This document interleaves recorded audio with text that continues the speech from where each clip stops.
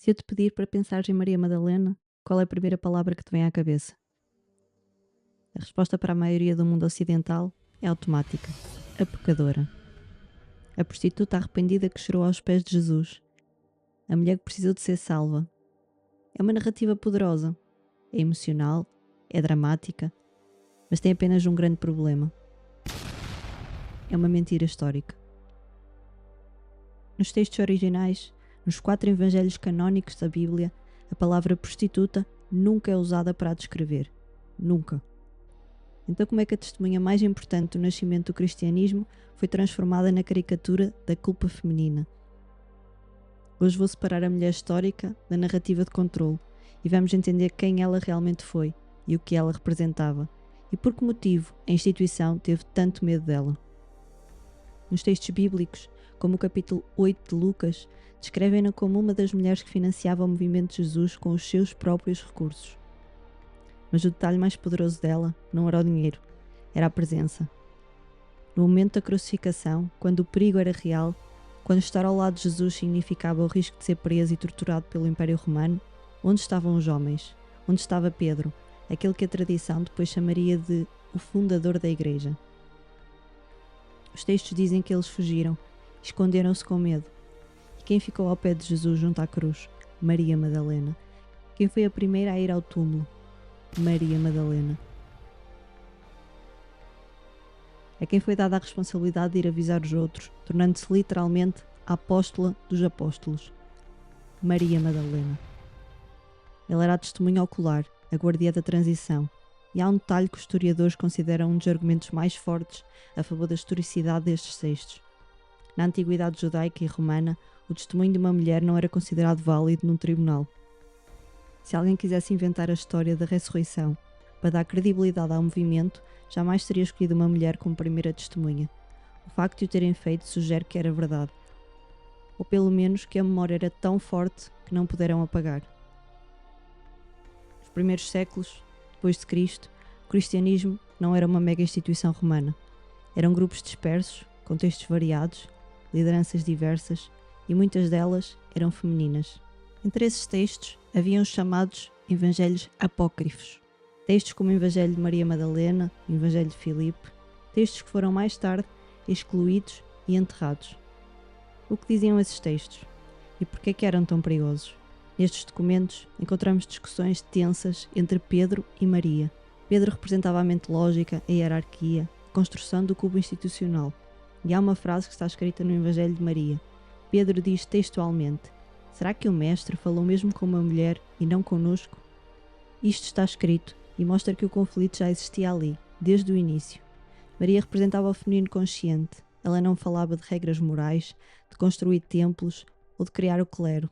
Ela falava de gnose, do conhecimento vivido. Ensinava que o caminho é atravessar o medo, libertar-se da culpa e regressar ao centro interno. A mensagem dela era simples e letal para qualquer sistema de poder.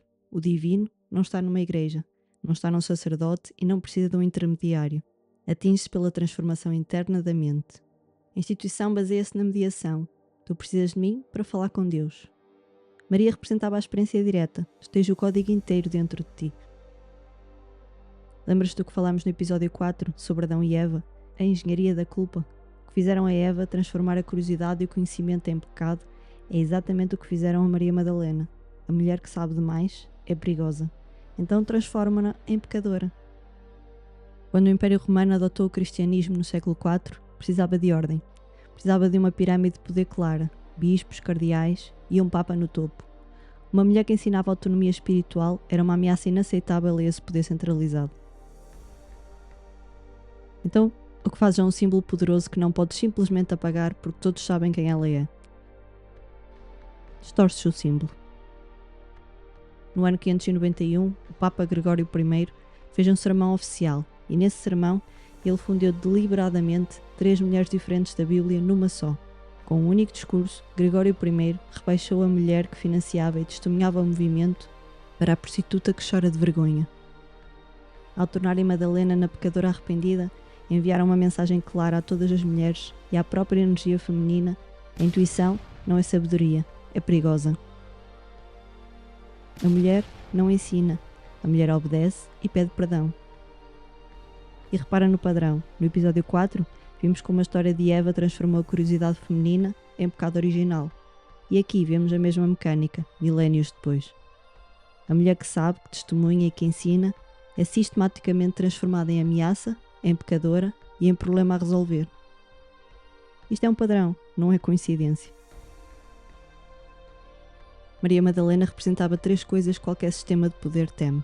Primeiro, a continuidade de mensagem interna.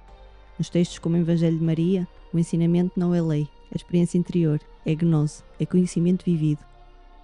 Segundo, representava a liderança feminina espiritual, uma mulher consciente, iniciada e não submissa, não mediada por homens, era inaceitável para uma igreja que se estruturou em hierarquia masculina. E terceiro, representava a integração. Jesus integrava corpo, emoção, presença, relação, e Maria Madalena encarnava tudo isso. Ela não representava romance, representava a integração, razão com sensibilidade, espírito com corpo, masculino com feminino. E é isso que o sistema patriarcal não podia permitir. Quando integras as duas metades, deixas de precisar de intermediários. Quando não precisas de intermediários, o sistema perde o controle. O que o sistema fez com Maria Madalena é o que o sistema continua a fazer hoje com o teu silêncio, com a tua intuição e com o teu discernimento. Sempre que a história encontra uma mulher ou um homem que entende o seu poder interno, o mundo chama de rebeldia, de loucura ou de sedução. Aquilo que é, na verdade, clareza.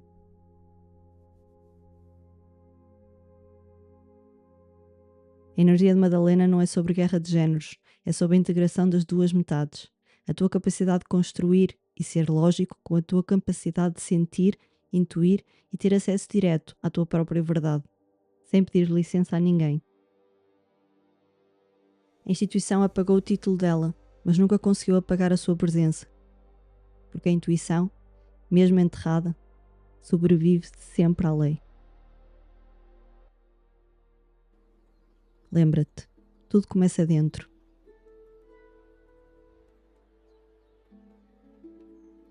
Até ao próximo episódio.